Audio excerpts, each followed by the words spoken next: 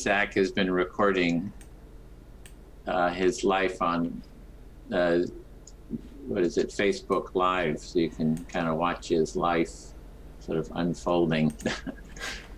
Hey, I want to get the link, Zach. It's his Facebook, page. I'll friend you on. Yeah, feel free to friend me. Yeah, totally. Hey, Sam. Hi. Good to see you. See you soon. Oh, and Bill, there's the on arrival question. If you could jot that down, and Evan too. Oh, where is it? In the chat? I didn't. Nobody reads the emails. Oh, it was in the email. No. Yeah, you already filled it out. That was. I did. Yeah, you did. Yeah, you were right on the ball. So we'll start each meeting off with an on arrival question.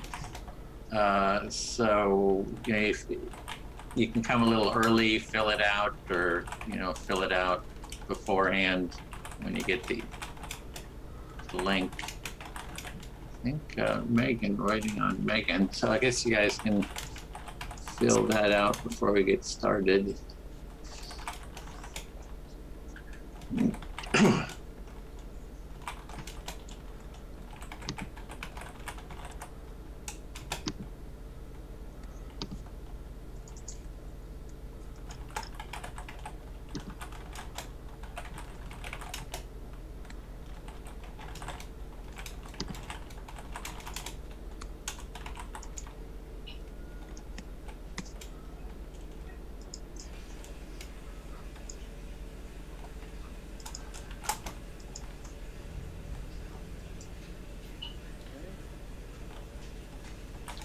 Just message Megan.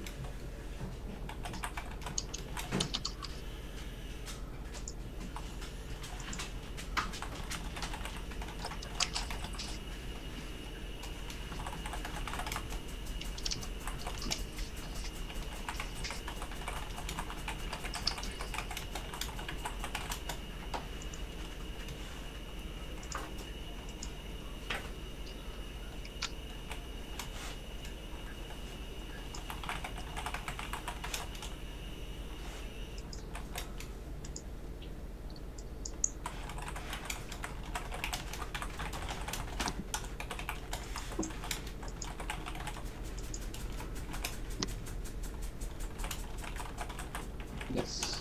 Okay.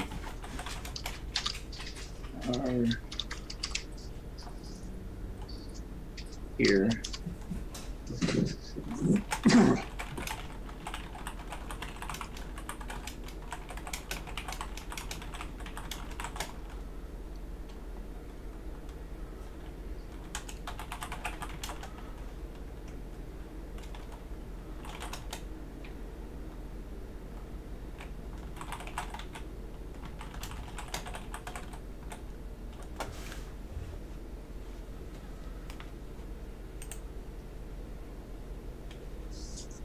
Okay, Megan said it'll take a minute for her to get things up and running. We could get started if everyone's filled out the question. I lost you. I'll have to re-log in. Oh, to the page? Yeah. I don't know what's happening. It's in. You can click on a link. Right. No, I have to.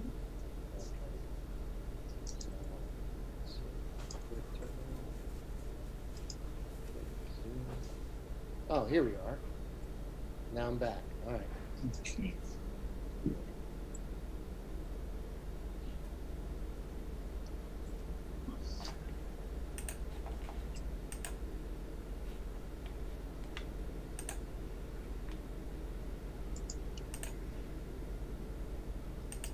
There you are. Great. Okay, well, we can get started then. I'm gonna hit the record button.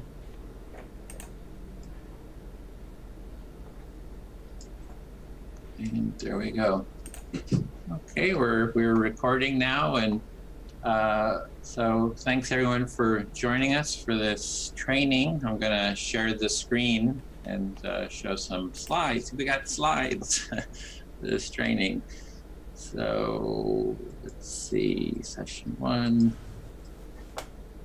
And here we go. Is everyone seeing that okay? Mm-hmm. So, yeah. Welcome to our Empathy Circle Facilitator Training. Really glad everyone is here. And this is hosted by the Center for Building a Culture of Empathy, and the which you can find at cultureofempathy.com, and the Empathy Tent, which is empathytent.com. So I want to invite viewers, if you're watching this on YouTube or Facebook or on social media, that you can take part in our bridging social and political divides with empathy circles. We have these empathy circles every week, and you can also take part in this training that we're going to be doing today. You can watch the training as you're doing, and you can also join us for it as well. You can go to empathycircle.com and find out how to get involved in either taking part as becoming a facilitator or just in one of our empathy circles. And so this empathy circle facilitator training, this is module 1, and it consists of 4 sessions, and they're 2 hours each. Today we have session 1, which is empathy circles, what, why, and how. And we'll have then the following week speaker's role will be another session, and then the reflective listener's role, and then the facilitator's role. So these are the 4 components or 4 parts or 4 sessions of this first module, and there'll be other modules after this as well that people can take part in. So this is session 1, empathy circles, how, what, and what, why, and how. And we're going to start off with our participant introductions and the on arrival questions. So we're going to be just, if everyone wants to share your name, your location, and why are you interested in being an empathy circle facilitator. So we'll go back to our group now, and there we are. So we have an on arrival question that when we arrive or before we arrive, we write out this answer to a question. And so maybe we can just go around and just start with introducing ourselves, and I'll model it. So I'm Edwin Roach, Director of the Center for Building a Culture of Empathy, and I'm in El Cerrito, California, which is near Berkeley in the San Francisco Bay Area. And for me, the reason I'm really want to do facilitation is I really strongly believe in that if we build a culture of empathy, that it will really build a better world. And one of the easy ways to get started with that, one of the most efficient ways, effective ways, one of the best ways of fostering that and building empathy is, I feel, is the empathy circle. Is a real way of practicing that. So I'm wanting to spread it as broadly and widely as possible. And so that's kind of the core for me. And so I'll just go around and call on people. And Zach, would you be willing to? Sure. So my name is Zach Ware, and I'm based in the city of Richmond. And I'm interested in the Empathy Circle Facilitator training because as a community organizer, I feel like there are a lot of possibilities in using reflective listening and empathy circle process in campaign organizing itself. And so while the work that's been done up to this point is so great in terms of like cross political divide, I'm particularly interested in like if a group of neighbors want to get together and like run a ballot initiative in their city, or maybe run someone with city council, how they can use empathy circle process in the course of doing that. so that they are spreading culture of empathy through their campaigns. Great, thanks. Susan? Hi, I'm Susan Campbell, and I live in Sebastopol, California, which is an hour north of San Francisco. And the reason I want to do the Empathy Circle facilitator training is it's very in line with my passion, which I've kind of labeled as helping to make the world safe for differences. And I've been for many years teaching this body of work that I call the Getting Real work. And in the Getting Real work, there's these 10 truth skills that I teach, like truth skills that you need in order to be responsibly and safely honest. And one of those truth skills is called holding differences. And I think that's one of the most important things that I've been teaching. And this means being able to listen to a viewpoint that is quite different from your own without losing your own point of view. And I think when people can master that, and so I'm really about culture change, just like you say, creating a culture of empathy. I think I'm just part of trying to spread this skill of people who are not afraid of their differences. Because I actually think we have to be respectful in relating to people who are different so they'll feel safe. So the world will be a more honest place. Because one of the reasons we're dishonest is because we don't feel safe. So, you know. Okay, thanks. It's a big culture change project. Yay, empathy culture change. 100-year project. Great, thanks. Bill? Well, I'm in Richmond, California, the East Bay and San Francisco Bay Area. And I really think that the practice of the empathy culture restores certain awareness, community awareness, and social skills that we really need. And it's actually in the practice of it. I had several people came up to me when I've been at the empathy tent, and they said, well, I'm a really good listener. And I'm sure they are. I don't discount that. But it's in the practice and the spread of this so that it becomes a cultural value that I think is the transformative part of the empathy circle. Thanks. Sam? Okay, I'm Sam Keifer, and I'm currently living in Hamilton, New Jersey, which is in between Trenton and Princeton.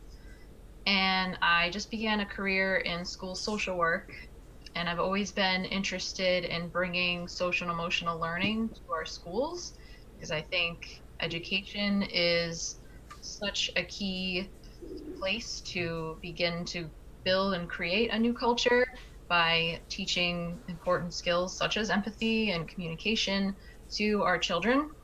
And so I've for a while felt saddened and disturbed by the discourse in our country right now, people's inability to have empathy for each other's differences, and just generally lacking in these important social and emotional skills. So I just really want to learn to be a facilitator so I can bring some of that into the work that I'm doing in schools and in my community. And I just think it's, I appreciate how empathy circles allow people to engage in difficult conversations while building those skills at the same time, like empathy and perspective taking and active listening and all those good things. So. Thanks. Empathy and education. So, Evan? Yeah, my name's Evan McGore. I'm originally from Long Island, New York. I'm kind of bouncing around right now, currently in Oakland, California.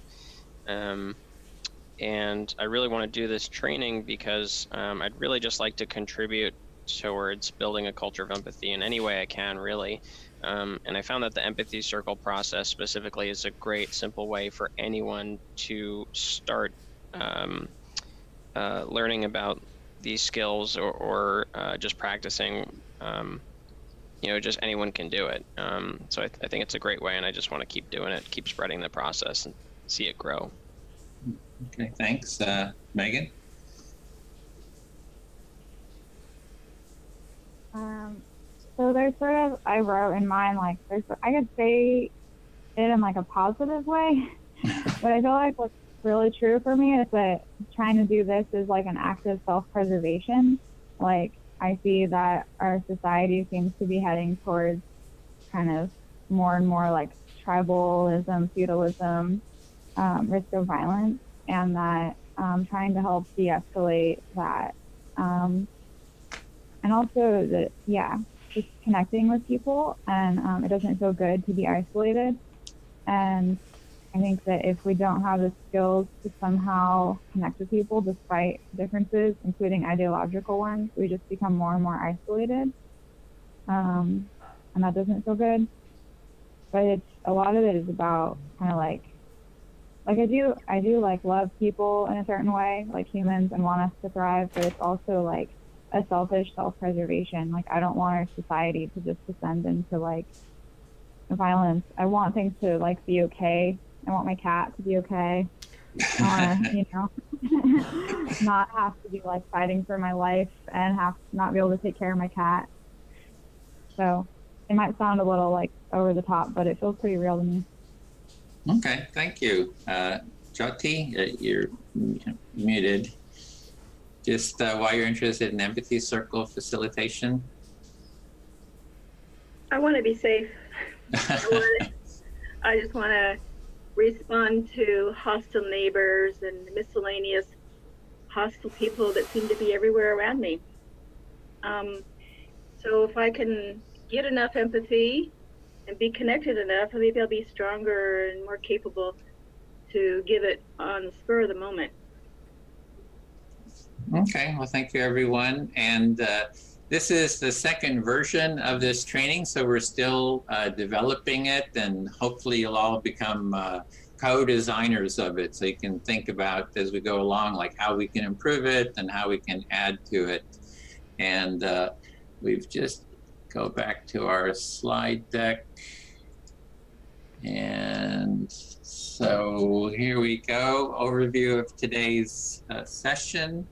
We have the first part is we're going to be looking at empathy, what is it? And then go into the empathy circles, what are they, why participate, how do they work, and then do some empathic listening rounds.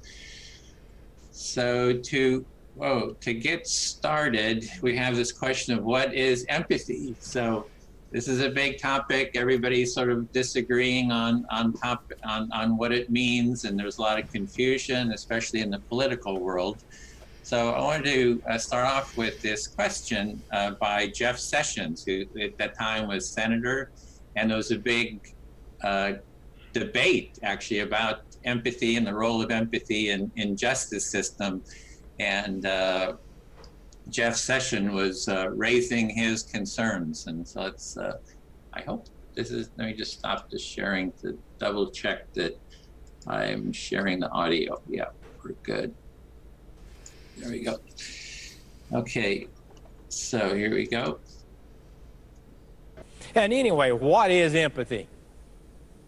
What is empathy? Is this your personal feeling that you had a tough childhood, or something prejudice that you have? You're Protestant or Catholic, your ethnicity, your race, some biases you brought with you to life and to the court? Is that what an empathy is?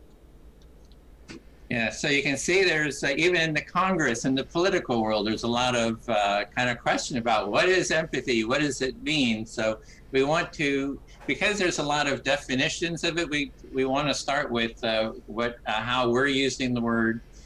And the work that we're doing is based on the work of Carl Rogers. So Carl Rogers is considered one of the top 3 clinical psychologists, therapists of all time, and he did extensive work on empathy and how empathy worked, and he used it in the clinical sense of being a therapist, listening to clients. So he has a really, I like a definition that we're really building on. So I wanted to share his definition directly from him.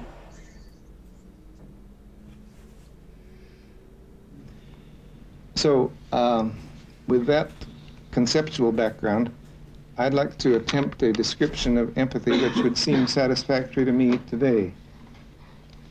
I would no longer be terming it a state of empathy, which was in my earlier definition, because I believe it to be a process rather than a state, and perhaps I can capture that quality. The way of being with another person, which is termed empathic, has several facets. It means entering the private perceptual world of the other and becoming thoroughly at home in it. It involves being sensitive moment to moment to the changing felt meanings which flow in this other person, to the fear or rage or tenderness or confusion or whatever that he or she is experiencing. It means temporarily living in his life, moving about in it delicately, without making judgments, sensing meanings of which he is scarcely aware, but not trying to uncover feelings of which he is totally unaware, since this would be too threatening. It includes communicating your sensings of his world as you look with fresh and unfrightened eyes at elements of which he is fearful. It means frequently checking with him as to the accuracy of your sensings and being guided by his responses. You are a confident companion to him in his world. By pointing to the possible meanings in the flow of his or her experiencing, you help him to focus on this useful type of referent, to experience his meanings more fully and to move forward in his or her experiencing. Now, to be with another in this way means that for the time being, you lay aside the views and values that you hold for yourself in order to enter his world without prejudice. In some sense, it means that you lay aside yourself, and this can only be done by a person who is secure enough in himself that he knows he will not get lost in what may turn out to be the strange or bizarre world of the other, and can comfortably return to his own world when he wishes. Perhaps that description makes clear that being empathic is a complex, demanding, strong, yet subtle and gentle way of being. So that's, I would say, kind of the core definition that we're building on, and it gets more complicated from there. And but I would really see this is that definition is really the foundation that we're building on. And he has Carl Rogers has another quote. Perhaps someone would be willing to read it. Bill, could you read that? And you're muted. I'm trying to be a companion to you in your search and your exploration. Do you want me to read them all? Yeah, the whole thing, I guess. Okay. Yeah. I want to know, am I with you? Is this the way it seems to you? Is this the thing you're trying to express? Is this the meaning it has for you? So in a sense, I'm saying I'm walking with you step by step, and I want to make sure I am with you. Am I with you? Yeah, thank you, Bill. So what Carl Rogers was doing was what's called empathic listening or deep listening or active listening, reflective listening. So these different terms get used. They're sort of interchangeable. And some people make differentiations between them. And here's a photograph of Carl Rogers doing a sample listening session. So there's a bunch of these on YouTube that you can watch where he does a demonstration of his empathic listening. So he'll sit down with someone for like an hour and just do this listening using, the reflection of his understanding of what the person is saying. And as I was saying, the common term is active listening for that. And then, well, I guess I'll just say that with in the empathy circle, what we're doing is mutual empathic listening. So in the therapeutic context, a therapist might just listen to a patient And it's this one-way empathic listening. And what we're doing in the empathy circle is mutual and reciprocal active listening. And just to kind of give a little bit more context to empathy, the word empathy comes from the German word einfühlen, which means feel into. So in that active listening, the person is listening into, feeling into the experience of the other person. We want to compare that to some other terms like apathy, which is feeling uninterested or indifferent or disconnected from others, or identification, which is your feelings remind me of my feelings. And sympathy is, feeling a sense of sadness or bad for others who are in pain. So it's all kind of dealing sort of with how we relate to each other at a feeling level. So with that, let me stop the sharing and just go around. Do you want to share any kind of questions or on the definition or meaning of empathy? And we don't want to get too deep into it because the academics, I mean, it goes on and on. It's like a never ending sort of a discussion. So we're just trying to keep it sort of to the core basics. I don't know if we should go around. Zach, or just popcorn, or go ahead. I know I'm contemplating a little bit, so. Okay, yeah, if we just popcorn, whoever wants to jump in.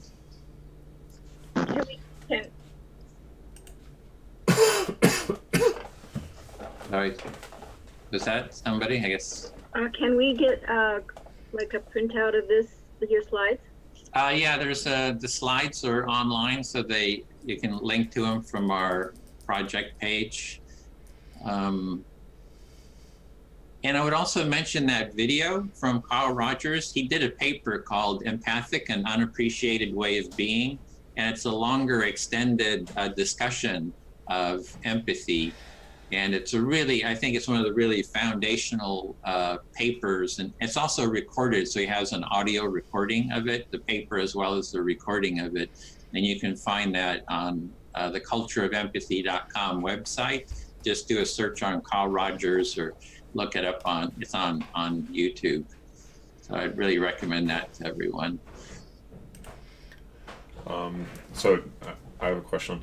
Yep. Edwin, could you say a little bit more about the difference between sympathy and empathy?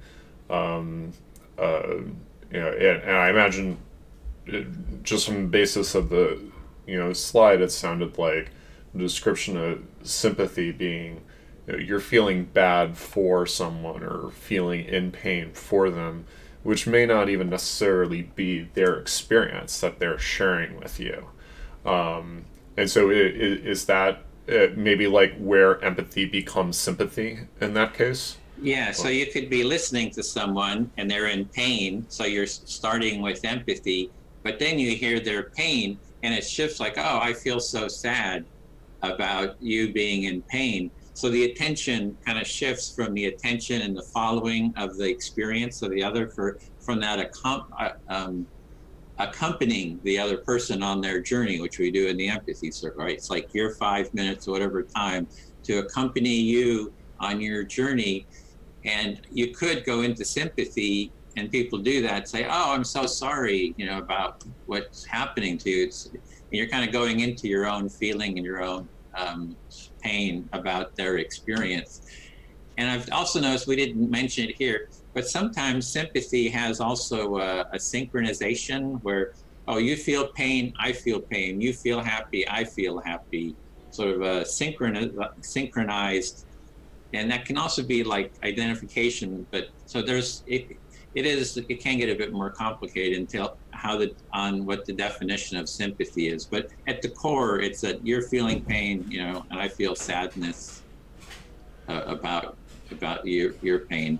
Whereas like pity is, I feel sadness and sort of feel superior to you because poor you, right? And again, it's a detaching. It's no longer being with, no longer accompanying the person, but sort of detaching and kind of focusing on yourself. Interesting. So, based on what I'm hearing, it sounds like sympathy can often become an echo after being present and actually being with someone as they're walking through their experience. But you also named synchronization, and that's a form of sympathy and not necessarily empathy. Could you explain that a little bit more? Yeah, so if we're using the metaphor of somebody's journey, right, we're like in the empathy circle, a person is sharing and they're on their journey to sort of explore their felt experience. And as the listener, we're accompanying them. Okay, you're going here, you're going there. And then if it's sympathy, it's like, oh, let's go on my journey of my sadness about where you're going. It's like, let's go my direction. Or it can be like, oh, I've got the similar feeling. You're looking really happy. Let's go on my journey of happiness, you know? Instead of, oh, you're really feeling happy, you know, let's go farther along your path. So it's really about following the other person on their path. And with the empathy circle, you get your time, and then it's like, okay, we're going down your path. Now let's go down my path, you know, for a while, you know, for 5 minutes or however time we set. And then as we follow, so we're kind of following each other's paths. Yeah. So. Interesting. So if I can ask, so it sounds like synchronization then is like kind of the moment of identification you can have with someone's experience before you then start withdrawing out of that. Yeah, you could say, well, there's the other sort of synchronization. I mean, it is, it's like, oh, I have this experience. And it's like, oh, I had that similar experience. Let me tell you about my experience. Your father died. You know, let me tell you about my father dying. And so you've sort of got that, I guess that's more of the identifying and telling your story. But it does sort of start with empathy. Each of those states starts with initially empathy, but then it shifts out of the empathy. So they're kind of like all kind of related. They all have a piece of it. That helps a lot. Thank you. Yeah. Yeah, this was helpful for me because I was struggling with the difference, distinguishing identification from empathy a little bit. And it sounds like with the identification, I guess what Carl Rogers was kind of explaining is that you remove yourself, like your ego and your personal experiences from the interaction, and you join with the other. But identification is kind of like you're still bringing your ego and your experiences with you, and that maybe clouding your interpretation or understanding of the other's experience. At the same time, I'm kind of struggling because I feel like so much of our ability to empathize has to do with the recognition that we all have painful experiences in life. So it's like this idea of common humanity, of where, you know, okay, I know what it feels like to feel terrified and afraid, even though I haven't had your specific experience, but I know that feeling. So I guess I'm trying to distinguish what's the difference between knowing the feeling and then kind of putting your feeling onto them, I guess. Yeah, it's like when you're listening to someone, you're sensing a feeling. It's like their common humanity. It's like, well, we all have that feeling. We can really understand that. And at what point does it kind of become identifying, sort of taking the attention to you and away from them? Sort of like that? Yeah, I guess. Yeah. Yeah, so for me, it's like the attention being on the other person, you know, and following. And there's sort of subtleties in these definitions that it's not so hard and fast, because there is the sense that you know, I guess the one part for me is that you know, Rogers says to you know, you put yourself aside. I would say that you're putting your judgment aside and sort of blocks the empathy, and actually putting forward your presence, you know, to be present with them. So there is sort of an active bringing your presence forward. And in terms of the subtleties, at what point is it identification and is it empathy? I'm not quite sure how to really answer that. Maybe somebody else has the insight on that. Yeah, Susan, yay. Let's say I'm a facilitator. I'm giving you Yay. So let's say I'm a facilitator, and you know, like you're listening to Zak and you say to Zach, you know, you're supposed to be the active listener, Ed, and you say, well, that reminds me of the time when well, that's not empathy, that's identification, you know, and there are probably some little times, I mean, little cues that we facilitators can begin to listen for like that, where all of a sudden the person who's supposed to be focusing on Zach starts to focus on myself and my feelings. So, I mean, that's sort of. Well, there's even I think it's even a deeper subtlety, right? It's like just listening to someone, you're sensing their feelings and what is sort of the nature of that, and connecting that with our common humanity is kind of what I'm getting. There's a subtlety, and it looks like Megan's got some thoughts on that.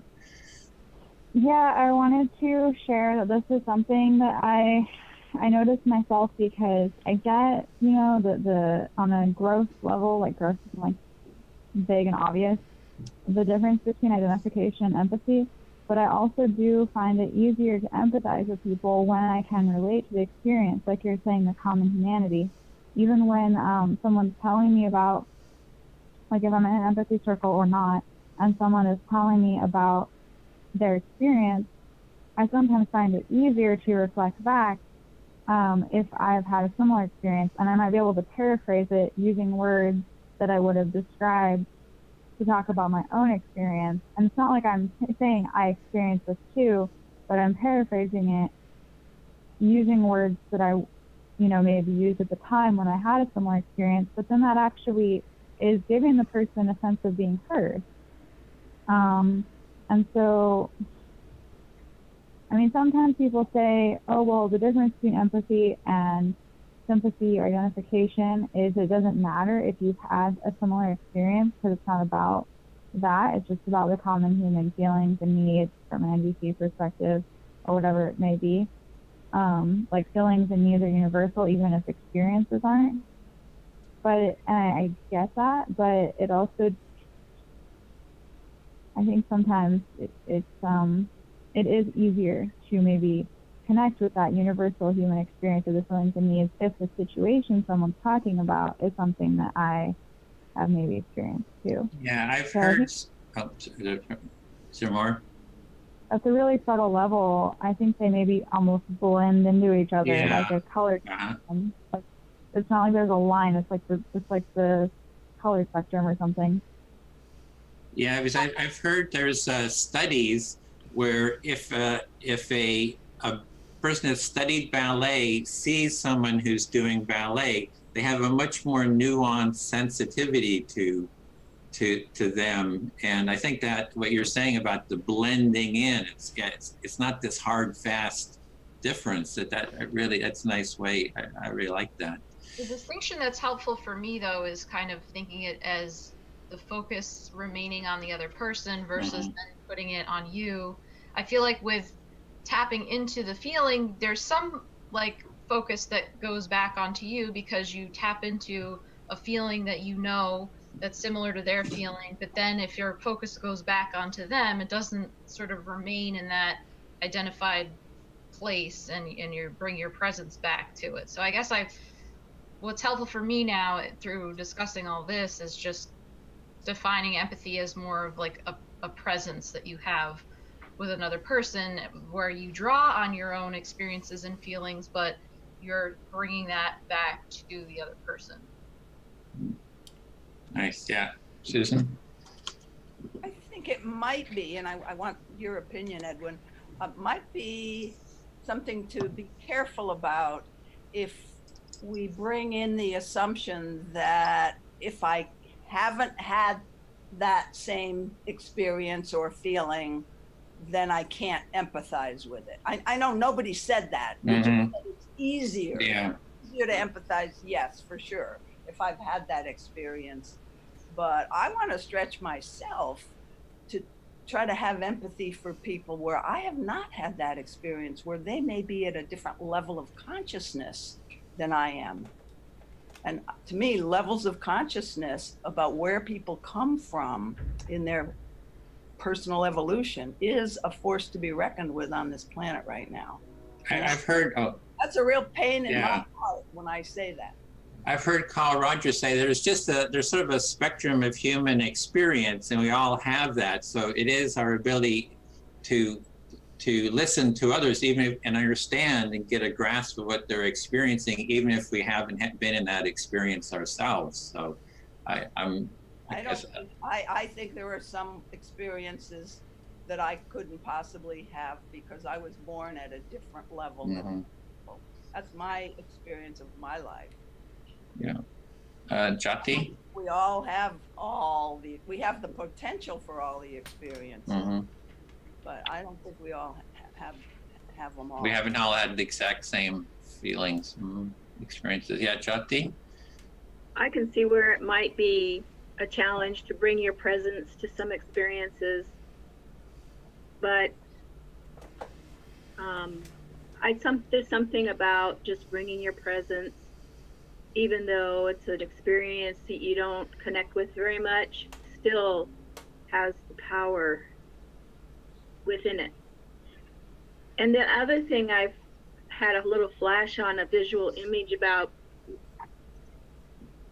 creating a script where people are giving empathy, and like the Charlie Chaplin spotlights, you could use spotlights to kind of help people sense when it switched from empathy to not empathy. So you'd have the spotlight like directed on the person receiving empathy, and then switch it as soon as somebody stopped giving empathy. So you could have a visual connection. Oh yeah, okay, they might catch on like really much more quickly about what empathy is and what it's not by watching these little spotlights.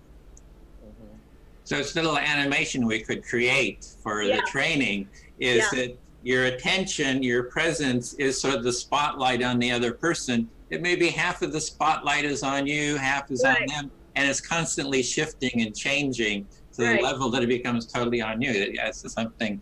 So you're in charge of creating that animation. You've been hired. You can give me the IT skills and we'll go. Well, that's a creative. That's an artist's skill. So yeah, Evan, this will be the last one. Then we'll move on to the next slide.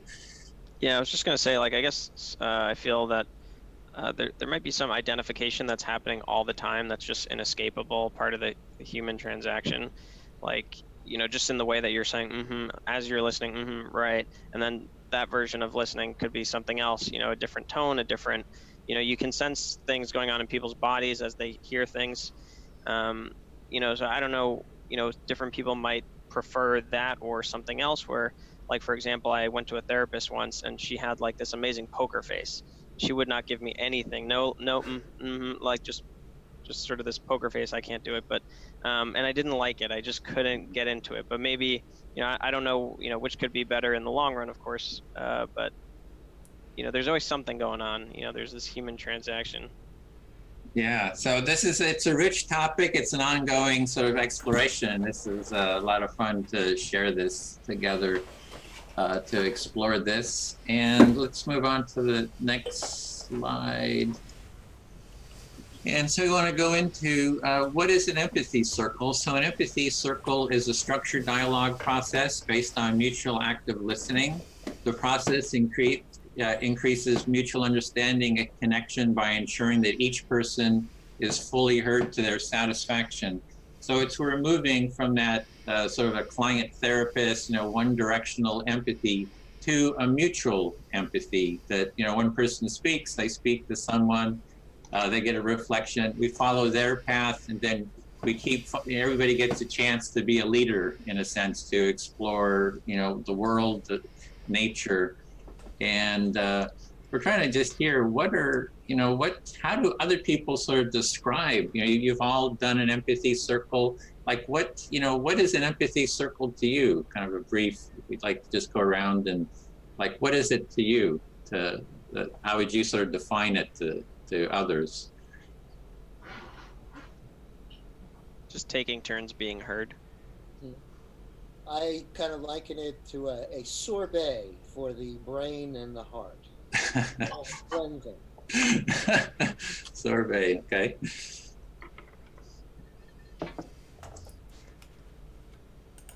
Anyone else? Yeah. My background with empathy circles is more like MVC, like using feelings and needs, and also often with like more open guessing, like one person sharing and maybe multiple other people in the circle are kind of guessing feelings and needs and reflecting. So this model that we've been doing with where you pick a person is kind of different. I kind of like it because of the focus and so that people aren't like interrupting each other to empathize with somebody, because that then isn't actually empathy. But I think that what those all have in common is the intention to take turns supporting each other and feeling heard by like deliberately putting that spotlight on like one person at a time. That spotlight of like empathic attention. Okay. Zach, do you want to give it a stab? Yeah, I would. I think of empathy circles as a form of co-meditation. My experience so far, especially in doing like one-to-one reflection with Edwin, I've felt a lot of just being present and being very much focused and that it cultivates a lot of freedom. You know, it's like it feels freeing to not only feel heard, but it feels freeing to also be fully present with someone else and really putting in a healthy effort to be there with them and their experience. And so you then feel safe to share your experience fully, and there are things that could arise and that you express that you haven't necessarily expressed before, and that's an excellent thing that contributes to creativity and our culture. Thanks. Susan, you want to give it a shot? Yeah. So an empathy circle is a structured group process where we take turns active listening. And when I'm the listener, I get to really go into the other person's world, set aside my own beliefs and judgments, and just experience what it's like to be you. And when I'm in the speaker role, I get to explore what I feel about a topic without being afraid that the other person's judging or assessing me. So I can come to sometimes new awarenesses within myself. Thank you. Sam, could you?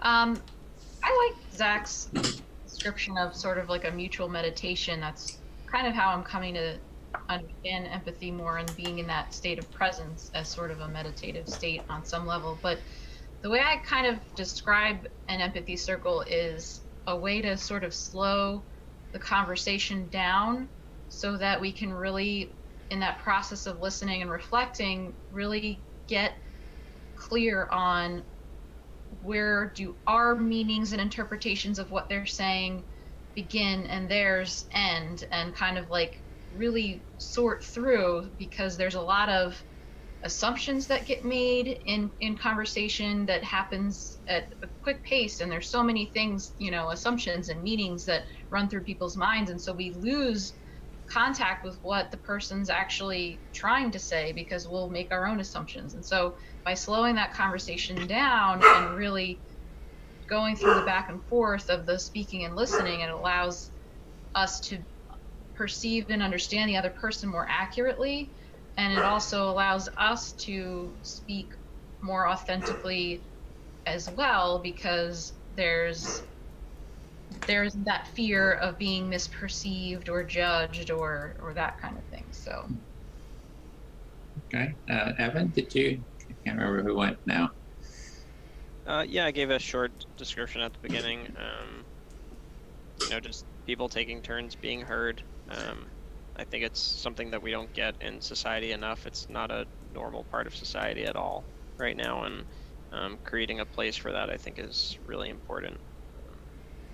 And I mean, that's why I've always believed in things like, talk therapy, just anything where you can talk, out verbally with your mouth instead of swimming around in your head. And the fact that people actually get to listen to each other and not, cross-talk with each other, society has not proven to do that well, so let's do something different. Thanks, Jati. It's a structured process to help us create new habits.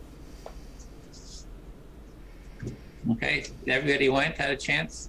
Okay, then let me go to the next slide. Presenter. Oh, Megan? Can I ask real quick? Yep. I just wanted to share something I was thinking of about back when Occupy was happening at the Occupy encampment here. One night, this conservative guy came into the tent, and somehow we decided we didn't do an empathy circle because we weren't reflecting, but somehow we were like, okay, we've got to take turns talking. We're gonna take turns. People can raise their hands, and we'll make a list of who wants to talk. And this guy was like, oh, that is so second grade. And this other guy said, well, if that's second grade, then what is us all talking over each other at the same time? Kindergarten? So it kind of comes to my mind with empathy circles, because sometimes people might kind of, I don't know, make fun of it or say that it's too structured, but yeah, well, us all talking over each other at the same time, that's even more immature. So yeah, it could be worse.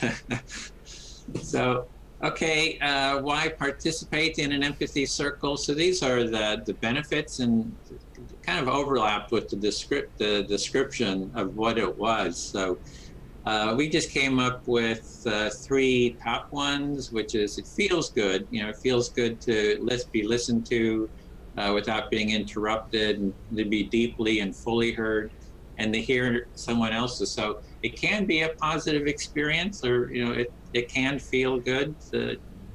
And I think that's sort of one of the core things is, people's feelings, if they have a sort of a positive feeling, even though, in a conflict, it can be pretty, painful and a real struggle to work through things. So, an empathy circle can have a lot of pain and struggle in it too.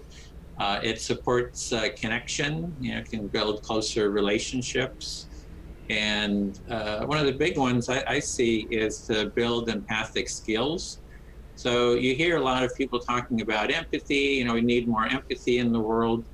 And the first step is usually active listening, is seen as one of the big empathy building skills. And the empathy circle I see is one of the best ways to really practice empathic listening.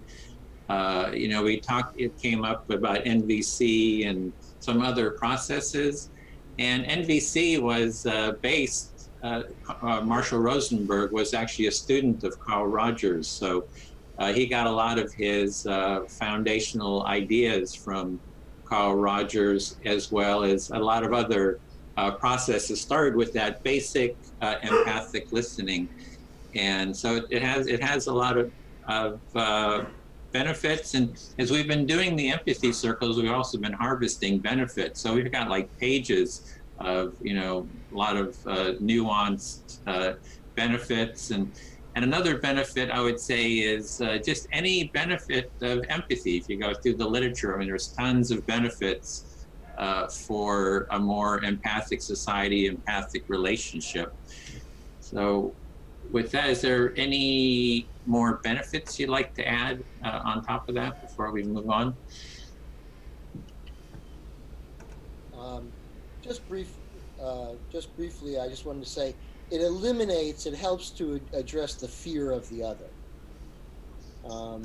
In the last time we talked about vulnerability, and the structure, helps to limit any kind of judgment and things like that. so people start to open up. So I really think it's a growing and unfolding in a very good way. Yeah, addressing fear is huge. So, and I think it's core. I think I'd love to do more circles, specifically on addressing fears, because I think it's so huge in blocking empathy. The fear can block, the fight, flight, freeze response is sort of blocking us from empathy. And if we can really address people's fears, that really is a positive direction. So how does an empathy circle work?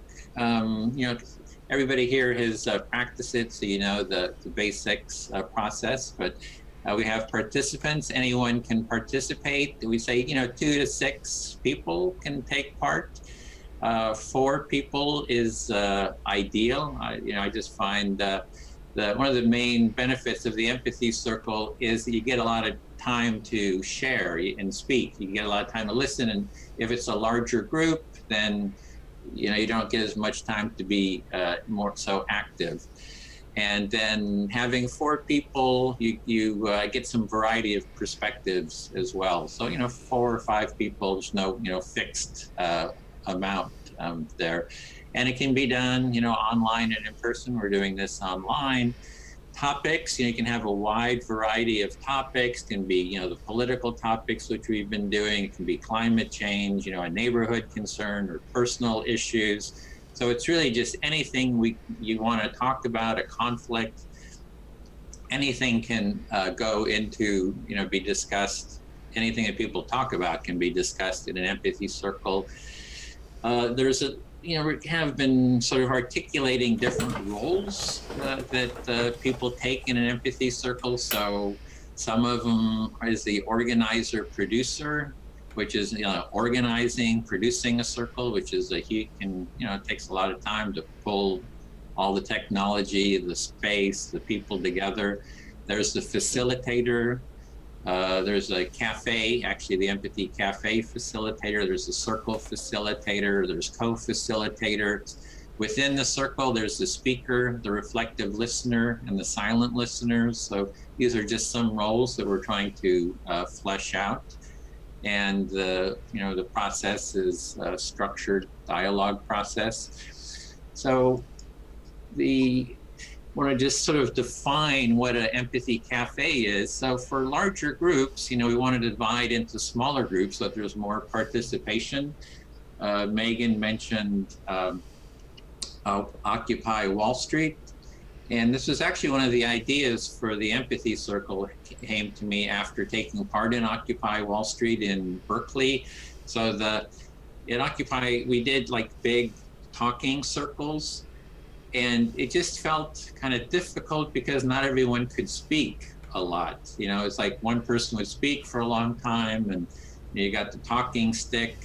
And it just didn't seem like there was a lot of, it just didn't seem like it was able to transform Occupy Wall Street in Berkeley, where I was with the empathy tent. And then I thought, well, what if we had small circles where everybody is just talking with each other?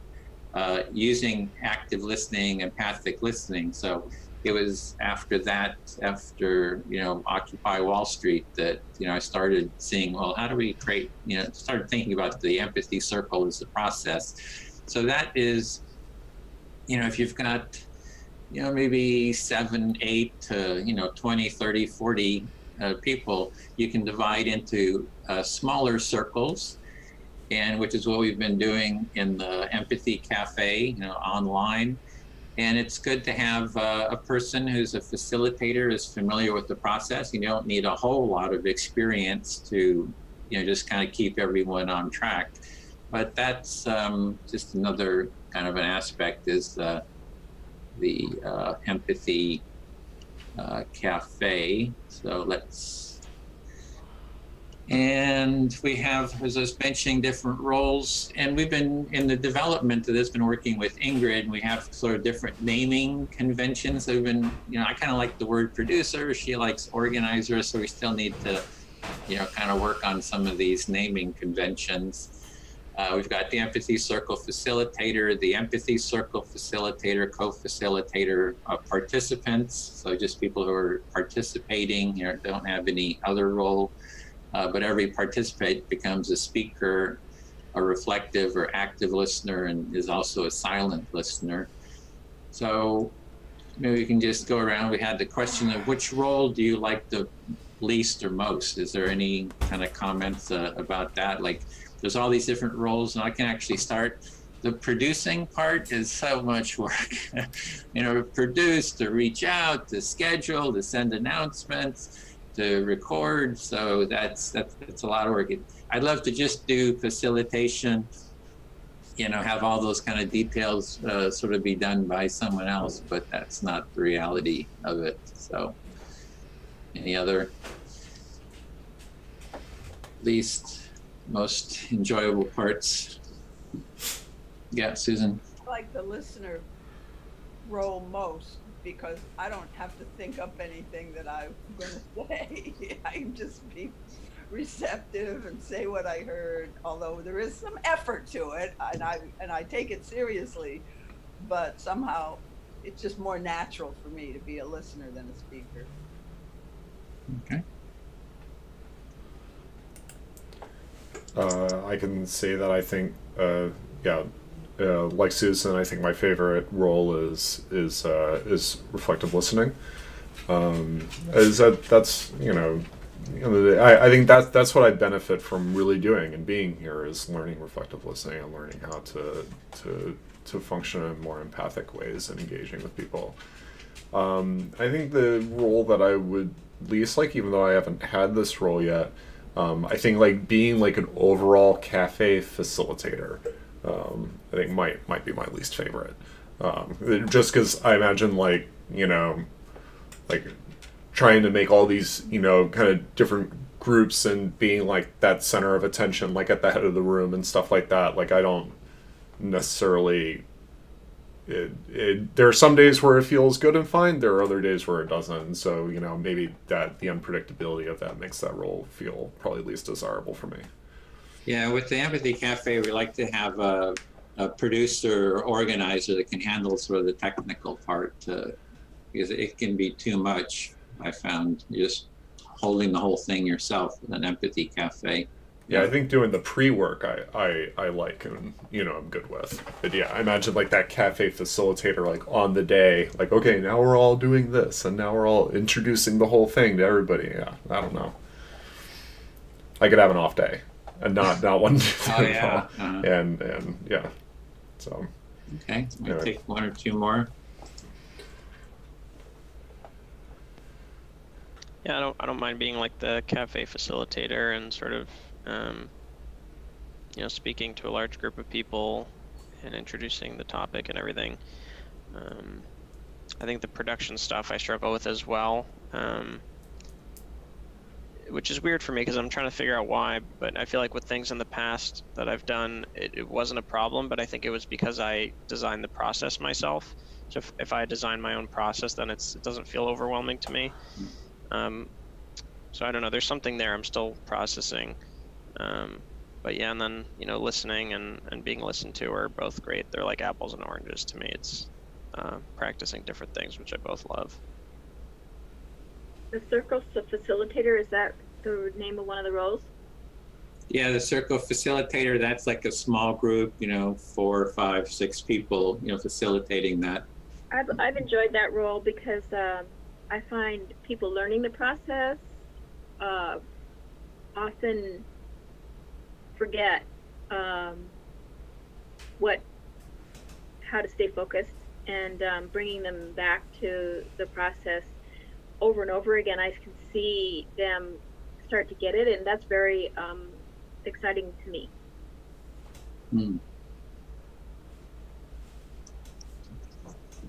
I wanted to say that I'm like pretty content with facilitating circles, but that I really like having a co-facilitator because, for one, so I say I like co-facilitating with others because, for one, if I forget to say something, there's somebody else who's kind of got my back, and even knowing that is there helps me be less nervous, and I might not forget anything, but that knowing that there's kind of a second person that will help me remember things really brings down my anxiety.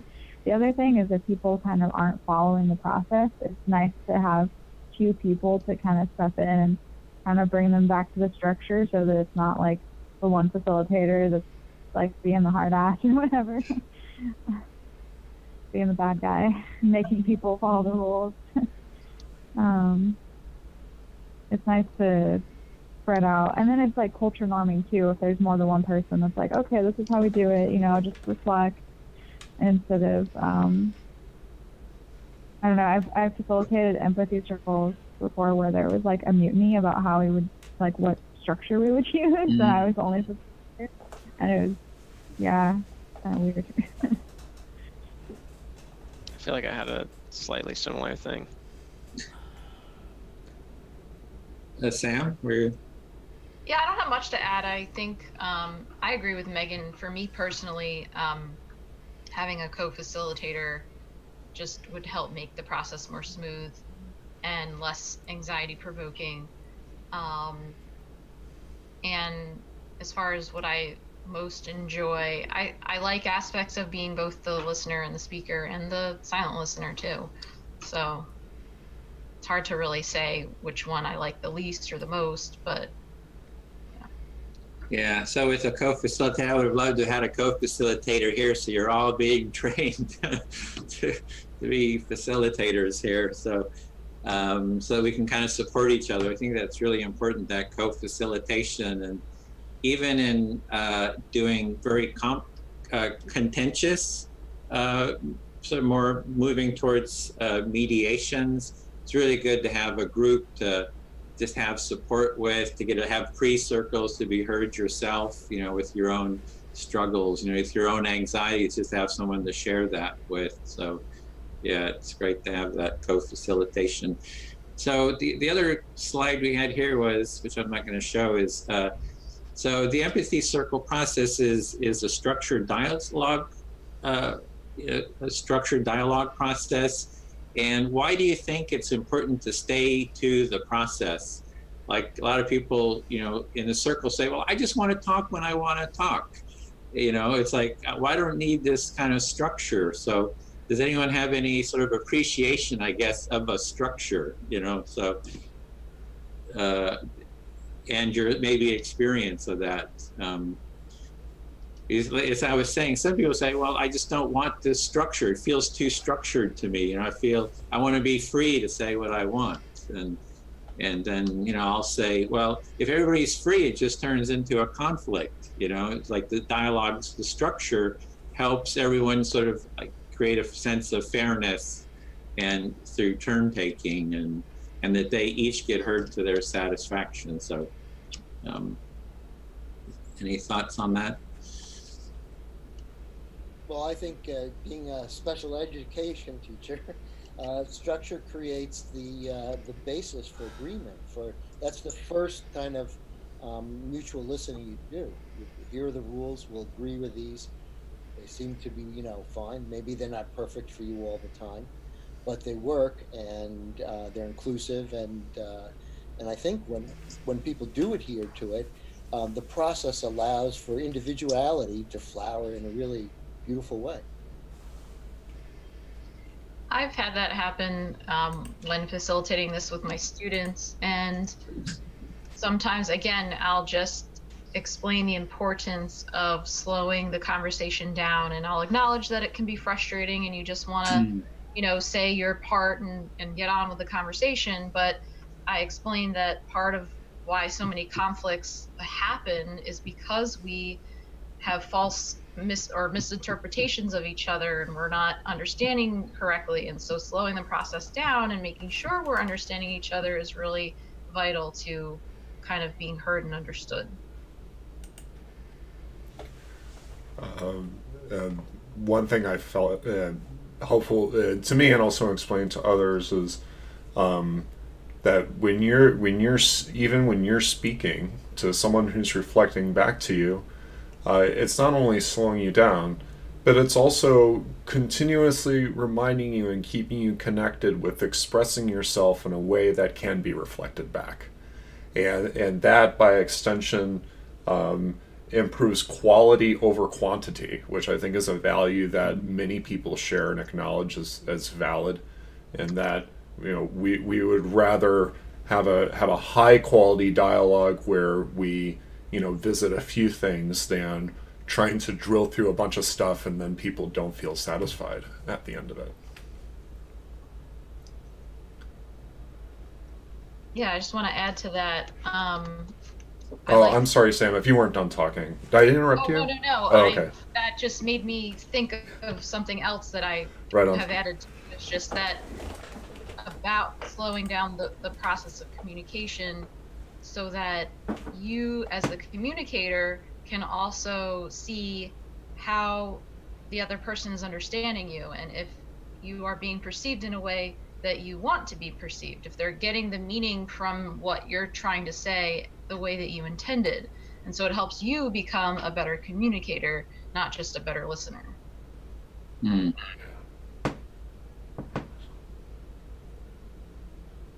I always come to this question like, you know, is it working for you?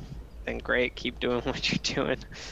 But I feel like people already have so many experiences of unstructured dialogue that don't go well. Like, you know, okay, so you generally, when you like talk to your family and you talk to your parents, like you feel like everyone listens to you and you don't have any problems with unstructured dialogue. It's like, no, it's terrible. Nobody listens to me. Okay, would you try something else? Okay, fine. That was great. Yeah. Well, I love this, just harvesting all these insights, you know, and capturing all these insights that we can, you know, to document. So we can go now. I was going to do a couple rounds of, we have 45, you know, about 40 minutes left, and go into empathic listening practice rounds. So we have the question, the topic of what questions do you have about empathy circles?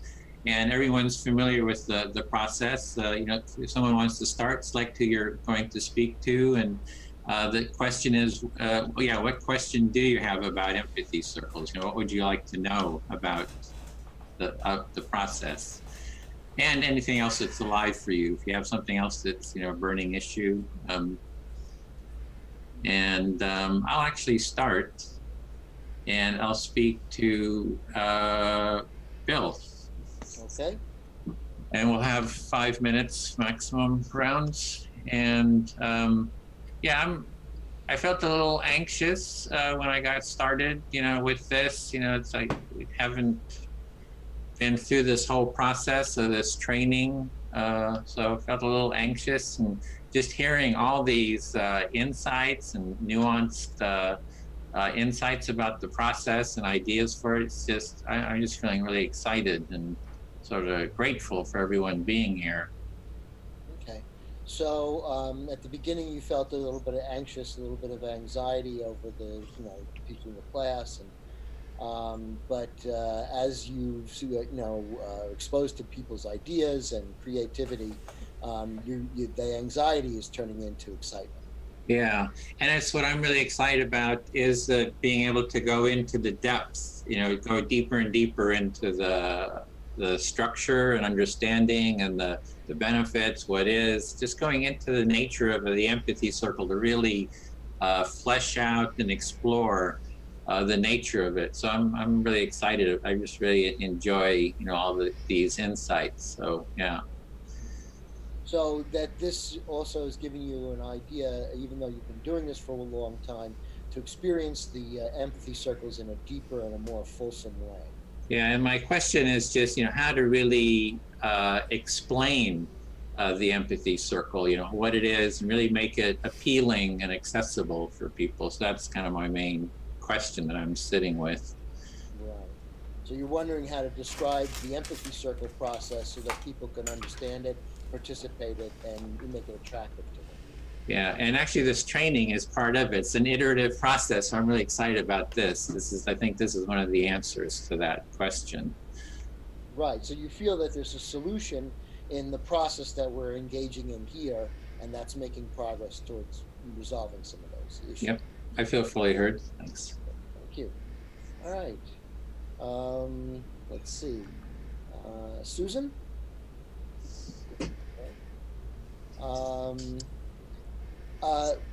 Well, Edwin and I were talking, earlier, and I've been practicing empathy circles, and in my work, we did very similar work, and so I really have a deep, deep, abiding belief in its effectiveness. So I'll stop there for now. So you and Edwin have been affiliating around this for a while, and you have a deep, abiding belief in this practice. Right. And the deep, abiding belief not only comes from empathy circles, but also from dealing with assaultive students. And when we had an assaultive student acted out violently, we'd have a meeting and we'd say, what's the communicative intent of this act? And that always led to good results. So you have, in your job, dealt with assaultive students and used some similar processes where you particularly look at the question, what is the communicative intent of this assaultive behavior? And it always seems to have good results. Right, because violence is an inefficient way to express yourself, and there's a lot of miscommunication. And when we're able to give the students the emotions and the words to work with, they felt much better. So I'm hearing that you're pretty passionate about nonviolence, and that when students feel the threat of violence, they can't actually work together and get their work done. Right. This is really important to you. Yes, it is. And then going back to, it's the question of how, again, the challenge is to make these circles, spread socially and to gain acceptance and to give people the experience that we're all having today. So you really want to find ways to have this whole experience that we're having today spread socially, starting with your students, but spreading out well beyond that. Yes, thank you, Susan. I feel very heard. Thank you. Okay. Well, is the question, Edwin, what questions do I have about empathy circles? Is that it? That was it. Yeah. What questions come up, or anything else that's alive for you? All right. Well, Joe T, will you be my listener? Sure. Okay. Well, what's alive for me in this moment about this training, aside from being, there's the good news and the bad news. I've been very excited listening to you guys and some of your contributions. So I'll just stop there. That's the good news. Okay, so you have good news and bad news, and to start off with, the good news is that listening, participating has been very rewarding and exciting for you. Yes. The other side of it is I noticed myself getting tired sitting and being in front of a screen. And so I think a challenge for me, I am 77 years old, and I am aware I use that as an excuse sometimes. A challenge for me is how to keep my energy up during these things. So you have a concern about your stamina and having the capacity to stay present for the duration of this event. Yeah, and now that I've said that, I realize that most of my life I'm in a facilitator role, and I think if I was in a facilitator role, I'd be fine. But I was getting worried there for a minute when I was going, oh man, there's 40 more minutes and I'm tired, and a bit like that. So you're noticing and remembering that your endurance seems to come forward when you're actively facilitating, rather than having some times of being quiet and being the listener. Yeah, and so now hearing you feed that back to me, I realize that when I am really actively listening each of you, which I have intended to do during this whole thing, that is the energizing part, even when I'm the passive listener. So I'm giving myself a lesson here. Ah, so you're using this as a learning opportunity to get some insight into what energizes you and keeps you engaged. Yeah, so I'm thinking to myself, Susan, I think you're going to be all right here. And that's enough for my share. Okay. I think I'm going to pass. I wanted you to active listen that last part, Joe T. Oh, okay. Say it again. Okay, I said, basically, I think I'm going to be okay here. Oh, so you're noticing that you're feeling differently now, and having more confidence about your ability to hang in here. Yeah. Thank you. I feel fully heard, Joe T. You're welcome. I don't know what to say, so I think I'm going to pass. So that what you can do to pass is just select someone, say, I don't know what to say, I'm going to pass, and they'll reflect that back, and then it's their turn. You just say, I feel fully heard, and you sort of passed it on to someone. Okay.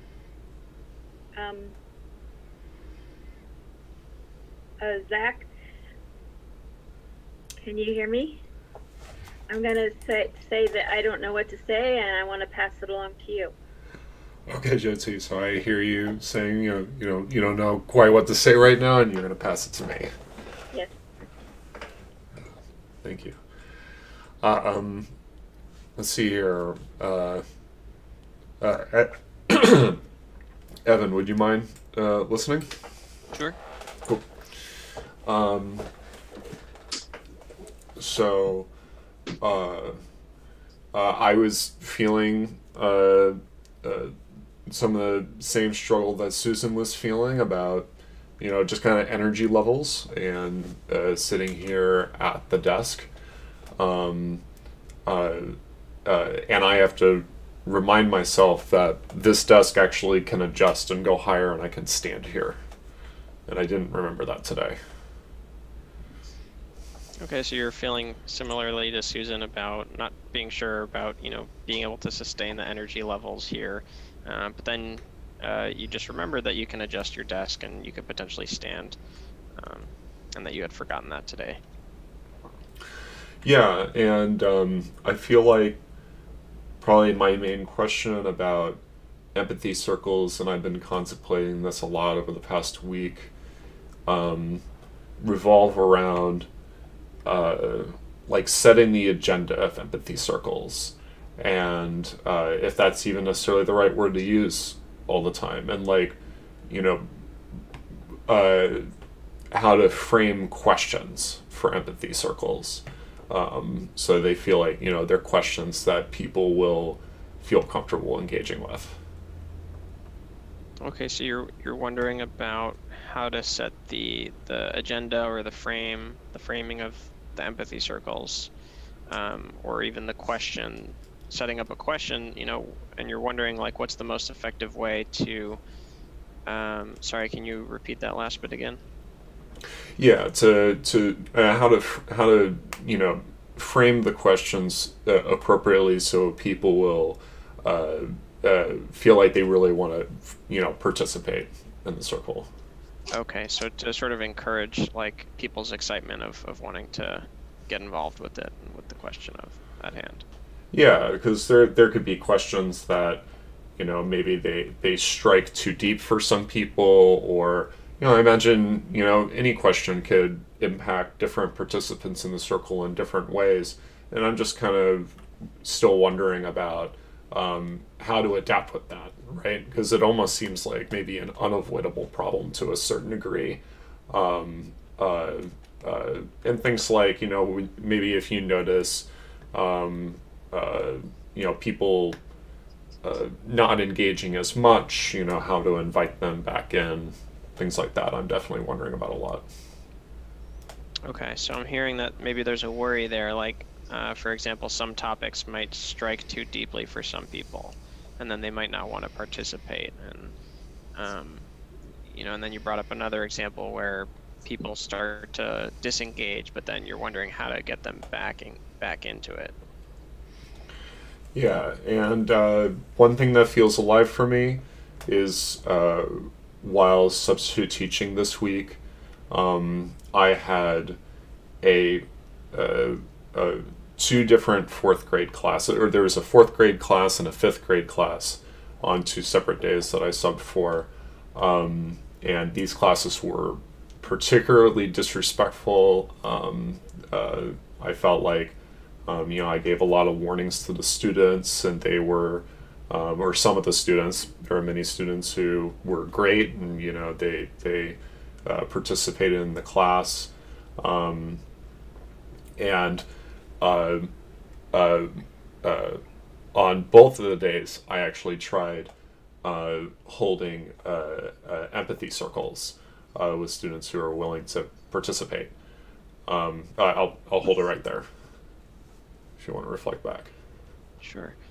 Yeah, so you're saying how what's alive for you right now? You're thinking about these 2 classes that you substituted for, 4th and 5th grade class, different days, and they were both particularly rough because of some of the students being disrespectful, even though, and then you're also acknowledging that some of the students were great, so you tried to hold empathy circles in these classes.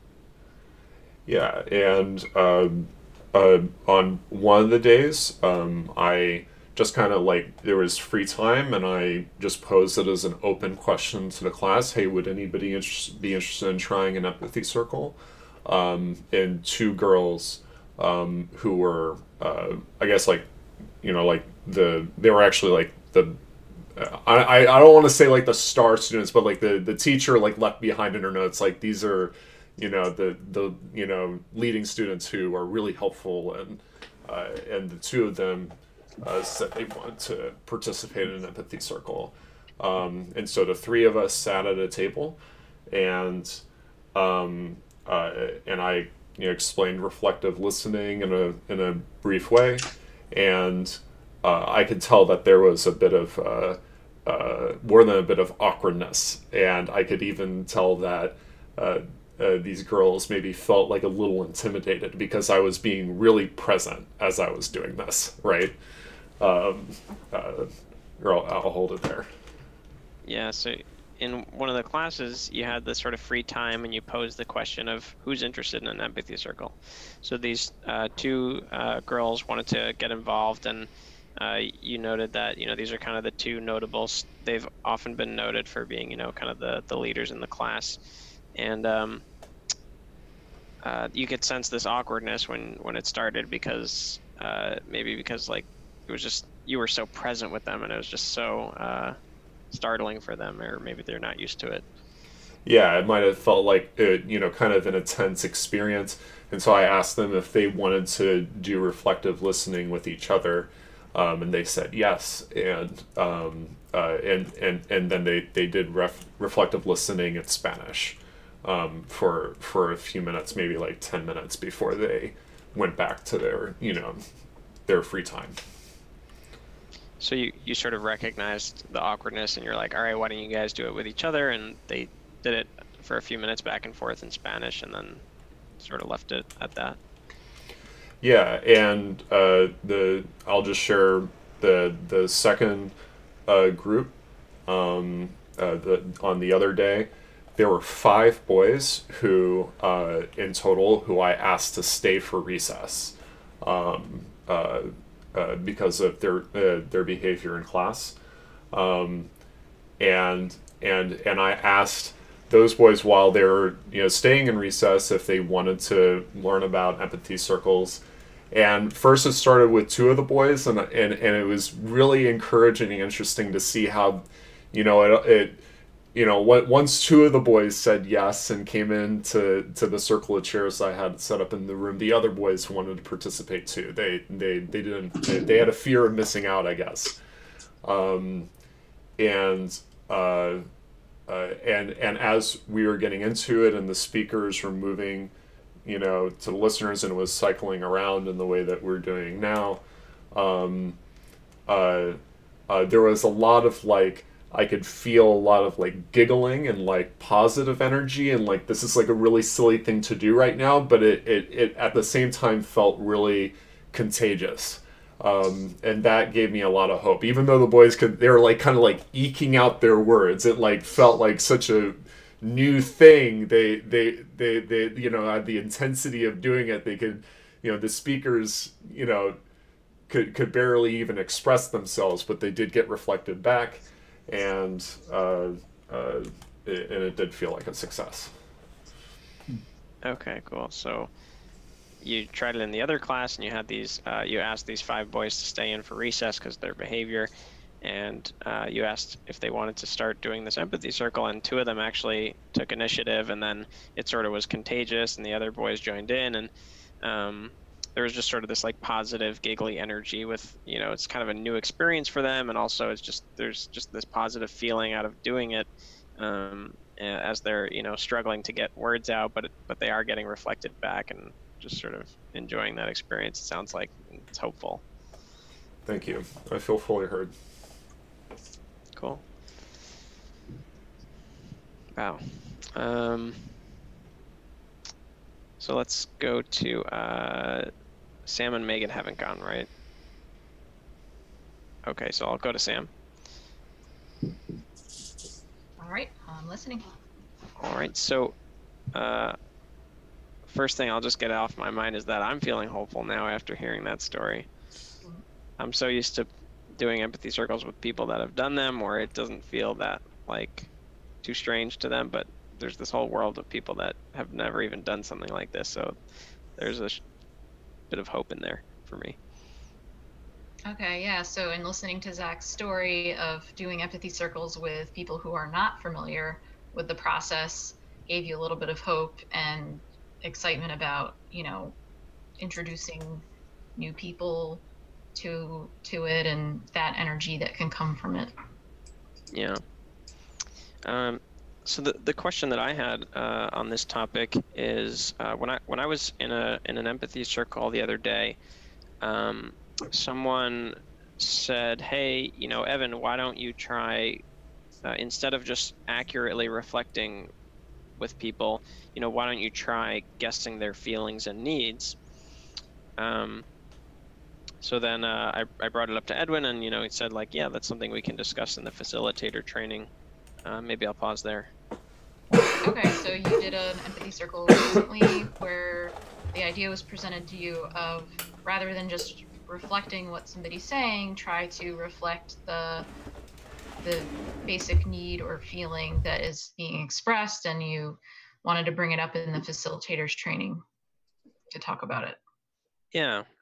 So I'll bring up my feeling about it, and I'm excited to hear other people, whether now or later or another time, doesn't matter.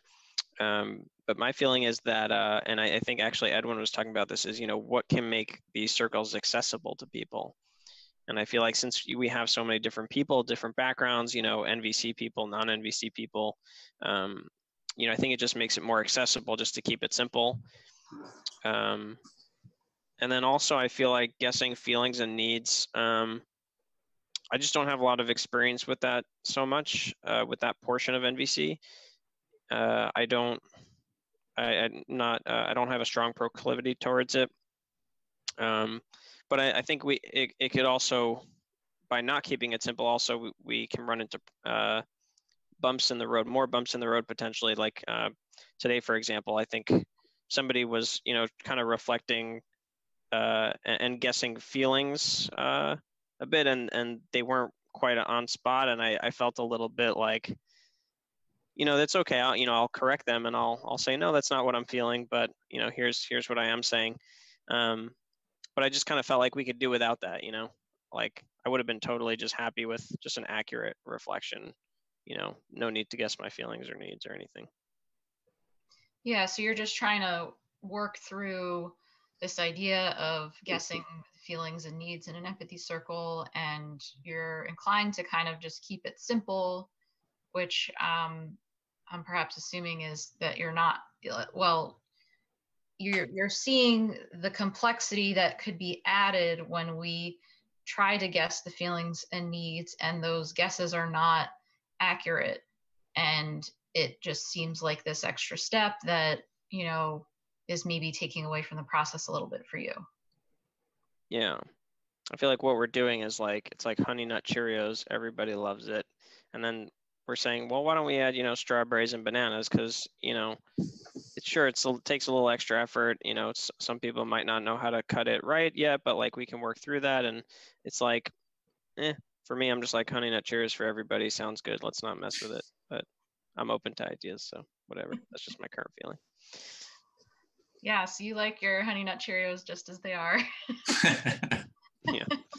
Thank you. I feel fully heard.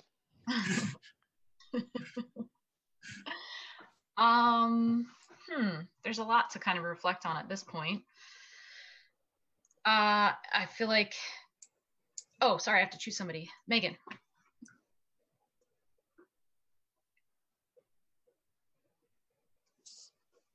Listening. Okay, so I feel like there's a lot to reflect on, and I want to touch on everything that brought something up in me.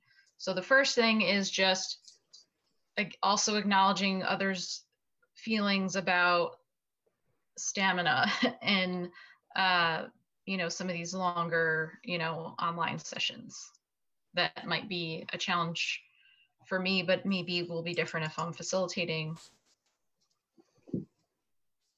So there's a couple of things that people have brought up that you would like to touch on, and the first thing is about stamina being an issue, and whether, I think, like.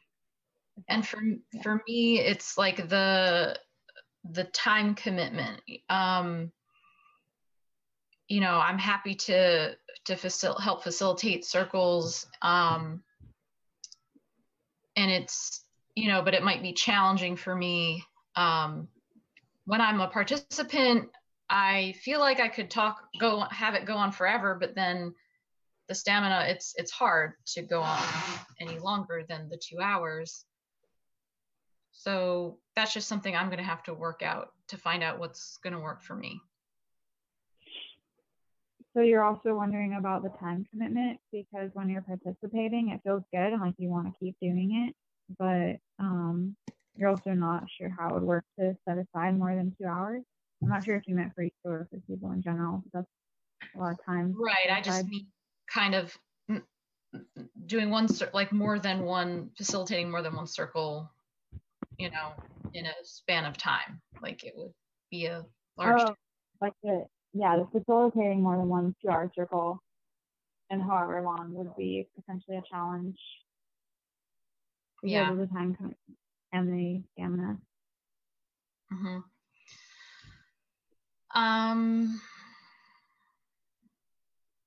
I feel like I want to speak to what Evan was discussing with reflecting the feelings and needs. And I kind of, having participated in a few of these already, I've also sort of felt that push from people in the NVC community to kind of bring more of that flavor into the empathy circle. And I don't know where I stand with that. I don't like this feeling of, oh, what we're doing is better, or feels like a judgment of what we're trying to do already. I doubt that's the intention, but I also see the value of maybe trying something like that. And for me as a therapist, I would certainly appreciate the practice of trying to guess the feelings and needs of somebody, and improve the accuracy, because that would be helpful for my work.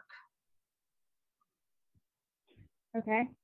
I'm going to reflect this back and tell me if this, and using slightly different words, tell me if this feels accurate, because I do definitely want you to feel heard. Yeah, I threw a lot at you. Huh? I threw a lot at you.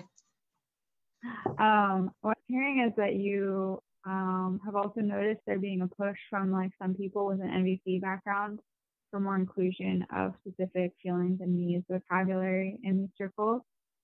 And that, like, what I was understanding as that you're saying that you kind of want just more acceptance or appreciation of what's already happening, even without that, like just the reflection, like appreciation of the value of that. And at the same time that as a therapist, you also feel like it could personally benefit you to practice guessing feelings and needs and developing that skill as well. Yeah. How was that? Spot on. Thank you. I feel fully heard. Is there any more? Anything else you want to say? No, I think that's about it. Okay.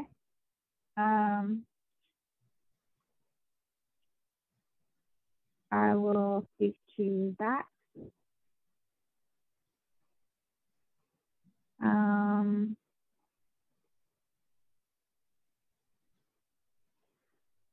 I'm like not sure. There's like a couple different things I could raise. Like I probably have questions about empathy circles. I also was thinking of bringing things that are more about like outside of empathy circles, but like applying empathy outside of empathy circles. So I'll pause there. We're not hearing you, Zach, for some reason. Might be muted still. Okay. Yep. Thanks. Sorry, Megan. So I was hearing from you that there are a couple of things on your mind that you feel like to talk about empathy circles in particular, but that outside of that there are things outside of empathy circles that might connect to this for you. Yeah.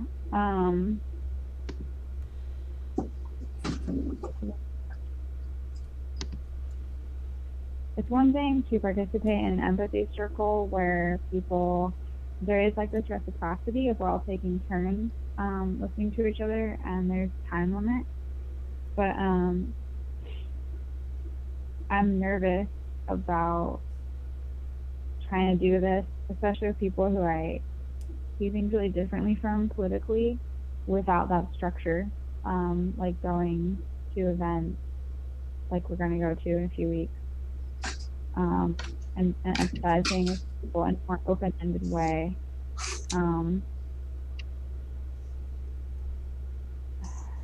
Yeah, pause there again.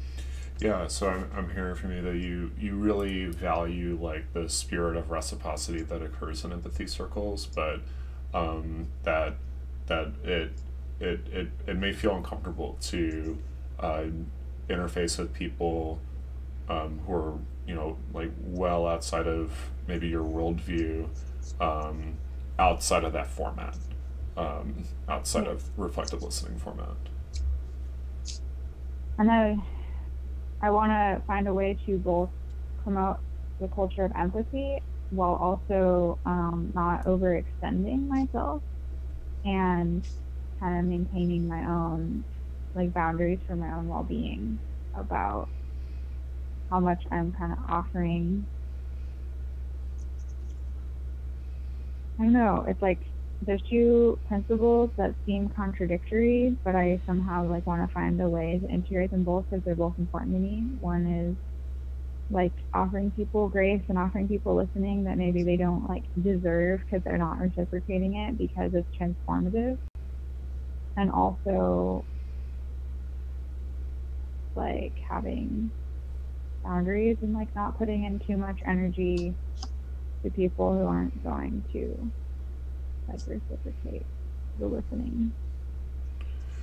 So what I'm hearing, it sounds like that you really want to contribute to building a culture of empathy, and you're concerned about your personal limits and boundaries about participating in that process and how to work with those boundaries, and it sounds like also like maybe the workload that's involved with building that culture. And and that you feel concerned about investing your energy and the generosity of the process with folks who may not necessarily reciprocate that with others. Yeah, and I think that where this can all come together as far as the culture of empathy goes is that, like, having empathy for myself. Like, if I'm not, like, it's great when any of us are feeling open-hearted to offer empathy to someone, even outside of the context of a circle where there's not, like, reciprocity built in. That's great if we're feeling moved to do that. But then, like, that when we're not feeling moved to do that, to have empathy for ourselves and why, you know. And then actually, if we don't have empathy for ourselves, that's not a culture of empathy either. And our own, you know, needs and limitations. Yeah, so I feel like I'm hearing from you, like, the importance of having empathy for yourself, and that when working outside of the context of empathic listening and sharing, to listen to yourself for when you really feel led to or energized to share empathic listening and share empathic dialogue, and other times where you may not necessarily feel that capacity or feel that presence, and then times like that, questioning, you know, okay, you know, am I being empathetic to myself? Am I sharing empathy to myself? Yeah, and I'll just say one last thing, which is, as far as like the NVC stuff goes and like including needs and stuff, I feel like I feel a sense of trust actually that by having participants who have been involved in NVC and some who aren't, that we'll be able to find a balance and kind of strike a happy medium between people like organically bringing that in if they have that background, and also, but it's not like we need to force it on the people who don't either. So it's not, so when it comes to people who are already like coming in or interfacing us from the NVC background, I'm sorry. Actually, could you say that again? Yeah, just that, like, I think that the needs awareness is something that, because some people are participating with an NVC and needs-based background, that will like naturally kind of be a part of these circles, and that's good. But there'll be like a happy medium between. Like, we don't need to force it on people, but it's coming in naturally through just participants having backgrounds, but not all of us. Right on. So when it comes to people who are coming from already coming from like an MVC and needs-based background, you feel like you can trust that the process that we're practicing right now will be able to render like transparency to and name their needs and the relationship that they want to have with the work that we're doing. And that's not necessarily an issue that we need to like try to like force on, but instead be present with and maybe see how it unfolds. Yeah, thank you. Sure. Okay, I think everyone went, but Jyoti, you didn't say much. Did you want to say something I could reflect, just to make sure? When I heard the conversation about incorrect guesses, I thought to myself, my experience of receiving an incorrect guess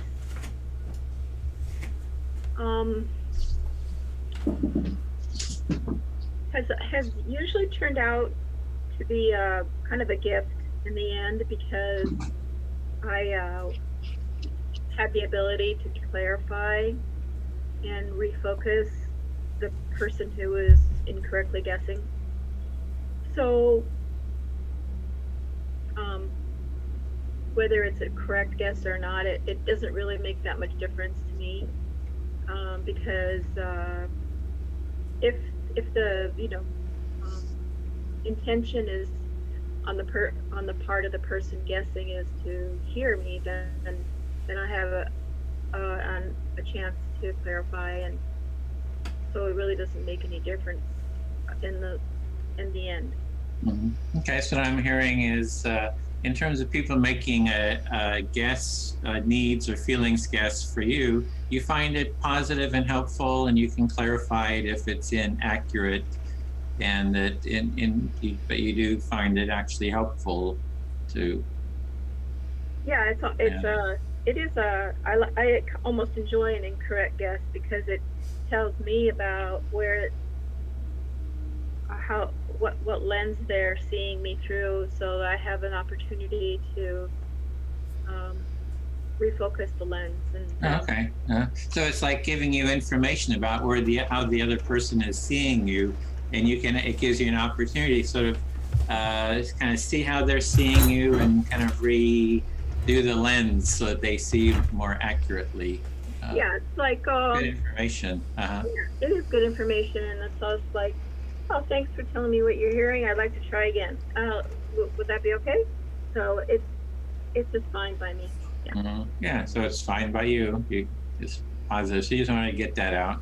So, okay. Then let's see. Where are we? We're going to wrap up. So let me just share the last slide we had here. I think is that showing? Hopefully it's the right slide. So that was it. Just to wrap up, we reviewed and wrap up.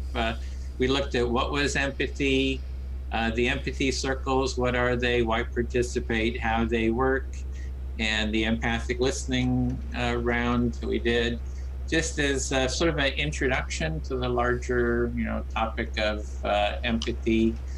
And with that, we're ending the presentation part, and we've got a few minutes to kind of go around just for feedback, like very short feedback of what did you like, what did you wish, and maybe sort of suggestions for what if we do this. So I'll just start off. I'm really excited about it, kind of get the ball rolling here. I do hear that people, are feeling like, oh, we, kind of sitting a lot, a sense of attention and involvement. And I am thinking in terms of what if, there's an exercise we do, which is a mirrored feeling. So periodically you can stop, like, what are you feeling?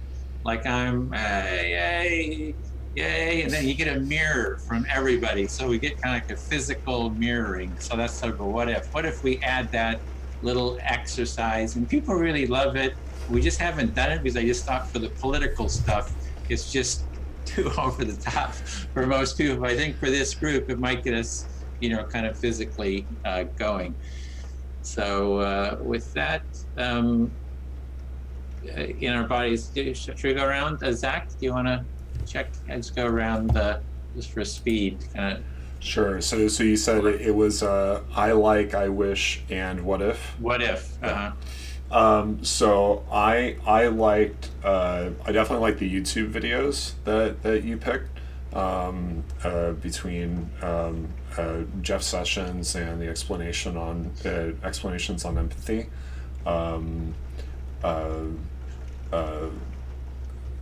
So a what if that comes up for me is, we could have discussed, maybe the content of those videos, directly. That could have been interesting. Other than that, nothing's coming immediately to mind. Okay. Susan? I liked listening to everybody. I like this group. I like the things that people said. I feel really connected to this movement. I wish I'd thought to stand up sooner when Zach mentioned he had a task. I stood up for a while. That was good. And what if, in addition to Edwin's suggestion about doing body movement, what if the facilitator just said at the beginning of each session, we'll be here for 2 full hours and there might be a lot of sitting at the screens. And I want us all to take care of our bodies in whatever way we need to, which might include, even while your camera's still on you, standing up next to your chair and shaking or stretching or bending over. If you need to do some kind of a body taking care of action, please do so. Just something like that. And then I had one more what if, which had to do with, there was the mention, I think it was Zach mentioned, about what if some topics, and he didn't say it traumatizing, but what if some topics are trauma? Let's say, what if you talk about abortion? That's where my mind went. And the subject is traumatizing to somebody in the circle. What if, I have a bunch of ideas now that came today on selecting topics, but you know, we'll talk about that. But I don't want to over flood us here, but the one about maybe we've got our guest list of who's coming, and we've got the topic, and say, okay, here's the topic. Are there any personal sensitivities that you have, or do you hate the topic, or just you know, a little bit of feedback for the facilitator beforehand about people's level of interest in the topic and so forth and so on, something like that. Okay, thanks, Bill. Well, I want to reinforce that I really enjoyed everybody in the circle, and it just reinforces my bias, my personal bias about the efficiency. The what ifs, I'm really excited to hear about it. I kind of am sitting, as I say, in suspended judgment. I kind of want to see, I did like the videos, although Jeff Sessions is an idiot. Sorry, I haven't come up with that. Then he said nothing. You know, I'm sorry, that's not my personal opinion, that's just factual.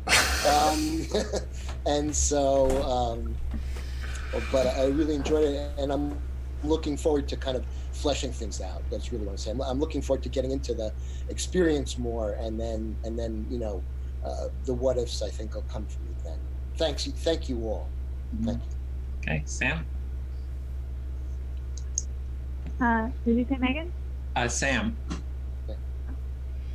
Yeah, I really liked the videos. I liked the pauses to kind of discuss and flesh out more what the definition of empathy was. And I don't know, I guess I was kind of surprised that even though I've participated in a lot of empathy circles, I still, you know, got some new perspectives on things and new ways of thinking about it. And I enjoyed hearing everyone's sort of thoughts and ideas.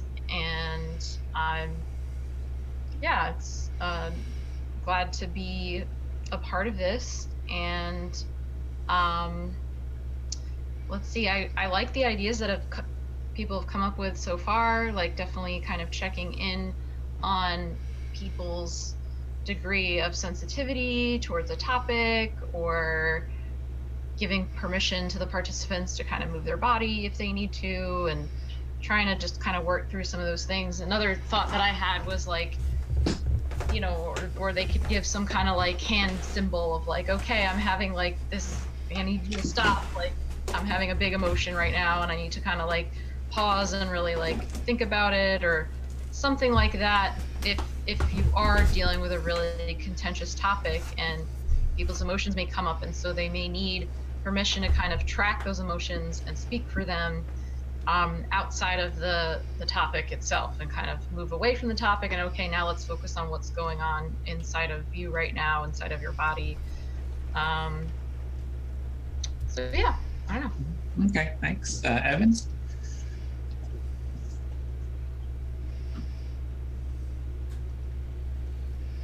Yeah, just so you know, I always mute myself manually with this little thing, so I'm always on mute. Yeah, so I like the discussion, the fact that we were able to kind of co-design the process together. I thought that was pretty cool. And the only thing that I could think of that I wished was when we were talking about Carl Rogers, and you brought up that screenshot where you talked about how there's videos where videos of him listening to people. I was kind of like, ooh, I want a little clip from that. So I don't know, that was just some intrigue that went unsatisfied for now, but maybe that's a good thing. I'll go research myself. And I guess there's also just a sense of wonder, you know, wondering where we go from here. I guess maybe this is just kind of the process. Just kind of going through this will help us co-design it. Yeah, so just sense of like, like, you know, how do we accomplish, you know, more with these, and or what are we trying to accomplish, that sort of thing. We do have 4 sessions. They're all mapped out, so we got 3 more to go. Okay, yeah, totally. So, okay, Megan?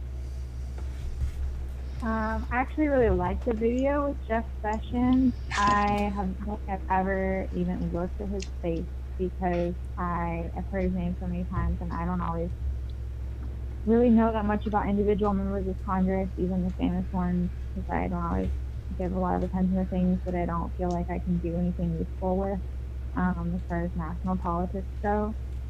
I really like that, putting national politics, things that people say in context of the empathy for the movement.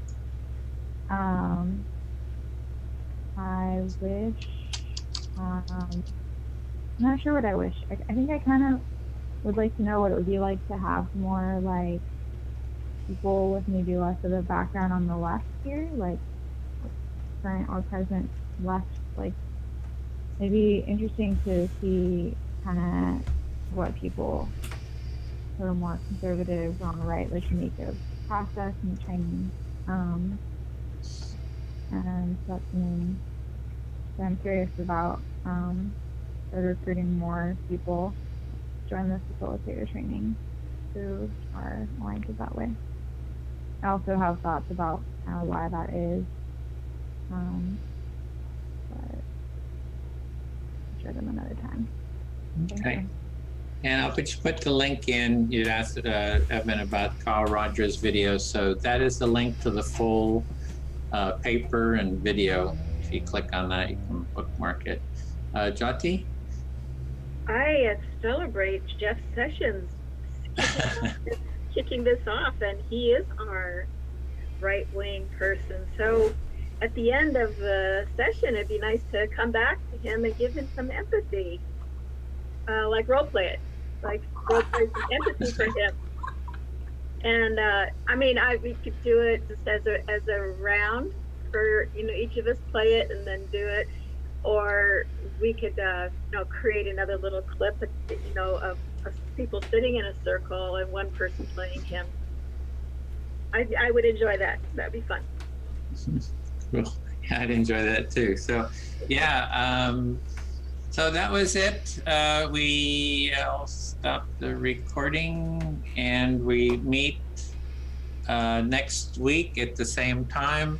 And then the 23rd, there's at least 3 of us from this group going to the Republican State Convention. So I think we may have to reschedule that. That's the 23rd. So we'll do that online, send you some info about that. And then next week, we're doing the speaker role. We'll kind of go through the different roles, speaker.